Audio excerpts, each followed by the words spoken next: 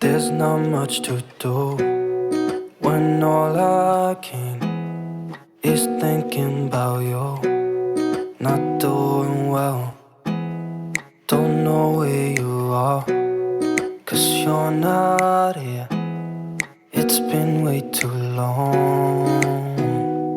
If I could lay down beside you, I would. Hi, this is Pilgrama and welcome to my channel, Bookbang. Today we will try to venture to other men's stories, to stories that are written in books. Kasi ngayon, ang uso na talaga is that you read from the computer or you read from files or ebooks. Not a long time ago, people love to read books, and I think a lot of people still do.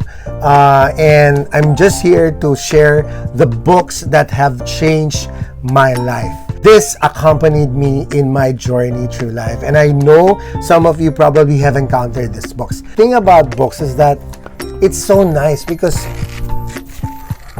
you can smell it. Flip ng libro, oh.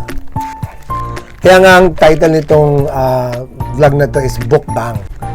No?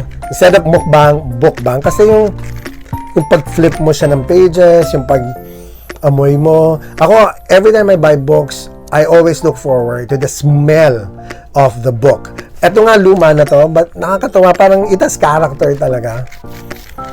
Yung, parang gustong-gusto mo siyang basahin. So, what am I holding now? Hope for the Flowers by Trina Paulus. This is a story about two caterpillars who are trying to reach something, a goal, and both of them did it differently. And of course, one did it better. Two caterpillars named Stripe and Yellow.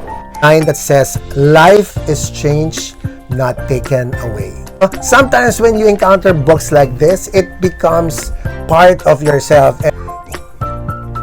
Like for example, Jonathan Livingston Seagull. I want to read a line from the book on page 30. There's a reason to life. We can lift ourselves out of ignorance. We can find ourselves as creatures of excellence and intelligence and skill. We can be free. We can learn to fly. The thing about Jonathan Livingston Seagull is that it's a story about a seagull who wanted to fly higher, to great heights. And I remember I was so young and I was so enthralled with this seagull because it sort of represents the ambitions that we have for ourselves, and that he went beyond what was expected from him. And by doing so, by trying to have the wings to fly to greater heights, he achieved greatness not only for himself but for his fellow seagulls. Okay, this time I'm sharing a book which is so dear to me because my dad was the one who introduced me to this book. My dad was a voracious reader. This one is The Greatest Salesman in the World by Og Mandino. And it's funny because when he gave it to me, I was telling him, Dad, I'm not like into business or anything, but he says, no, it's not a business book actually. But I was so surprised at the ending because it was related to a biblical character, and I consider it more like a Christian book than a marketing book. Which is page 70 siya, no? Sabi niya, I can accomplish far more than I have, and I will, for why should the miracle which produced me end with my birth? Why can I not extend that miracle to my deeds of today? Kasi yung scroll number 4 says that I am nature's greatest miracle. The ending will blow you away.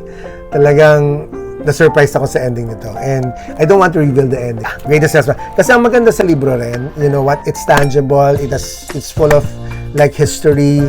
Like as I've said, my dad gave it to me. And every time I see it, I remember my dad and the lessons that he wants me to learn from this book. The Prophet by Khalil Gibran. It's so powerful, it's so poetic, it's life-changing. Al-Mustafa, I remember this character, who has to leave the city that he lived for a long time, and before he was about to leave, the people were there trying to send him off, and they were trying to speak to us of many things. Yun, parang yung, ano yung last lesson mo sa amin, sabihin mo na sa amin. At gusto ko is yung when he was asked, speak to us of joy and sorrow.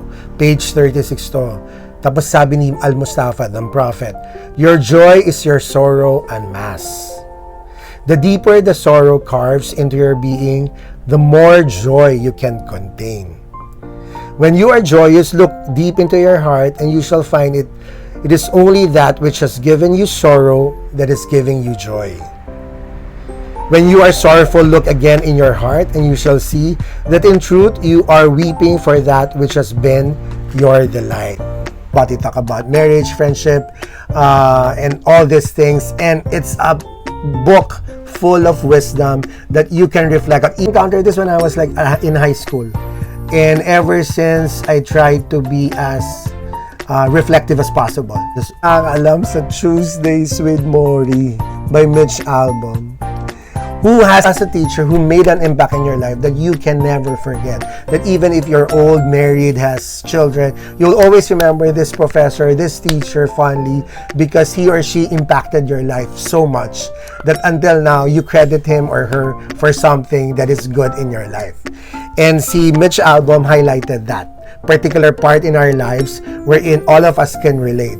And of course, Maury was the teacher who's dying and who was imparting the lesson to his student. Tuesdays with Maury. Only through default that the best professor I ever had became a teacher. Nakakatawa, no? Parang professor, teacher, pareha lang naman yan. But in this particular book, he realized that even if he considers this professor the best one, it's only when he spent his Tuesdays with him did he realize how excellent a teacher he is. Because he's not just teaching in the classroom, he's teaching about life outside the classroom. Okay, this one was a requirement in first year, but The Little Prince. Ayan. So The Little Prince has this famous line which I will read, but I know you know already. It's on page 68. It's only with the heart that one can see rightly. What is essential is invisible to the eye.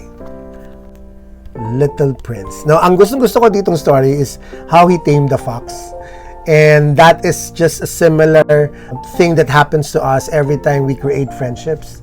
And that we are responsible for the people that we are friends with.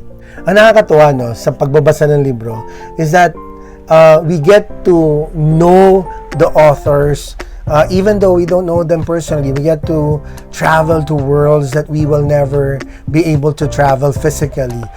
The good thing about these books is that you get attached to the characters, the fictional characters, or some of them are based on actual people that will be your companions for life. And as I've said, these books have been with me since I was in high school, and the characters have continued to influence the way I live, the way I think, the way I approach life. No, The Greatest Salesman, si Al-Mustafa, si Jonathan Leaves a Seagull, si Stripe and Yellow, na mga caterpillars, and of course The Little Prince and si Maury. They have taught me a lot, and that's why I love the smell of the book. That's why I love flipping on the books. That's why I will always choose to have books, even if they can be accessed through the computer or through email, because it's a different world. It's a different way, or probably that's just my world, or I'm just old. Pero yun yung gustong-gusto ko talaga siya. Kaya itong vlog na to, it's a bookbang, because sa bookbang kasi marinig mo yung crunchiness of a food, yung smell ng food. Ito yung flip ng libro. Yung smell ng libro. Ang lumang-luma niya na, but still, it brings back that feeling and the first time you read it. I hope that you continue reading books, and I know books will never disappear even though we are living in the World Wide Web. These books will be here to stay. So I hope that you enjoy my vlog and you can share the books that have changed your life. I have many books pa na favorite, but I just wanted to cite those old books that have been with me in my journey, and this wisdom coming from the authors, coming from the writers that you will never know and you will never encounter, will be influential in your life to make your life better, to make your life more meaningful. You can subscribe to Grandma channel and click the notification bell. Enjoy reading books. books, books, books.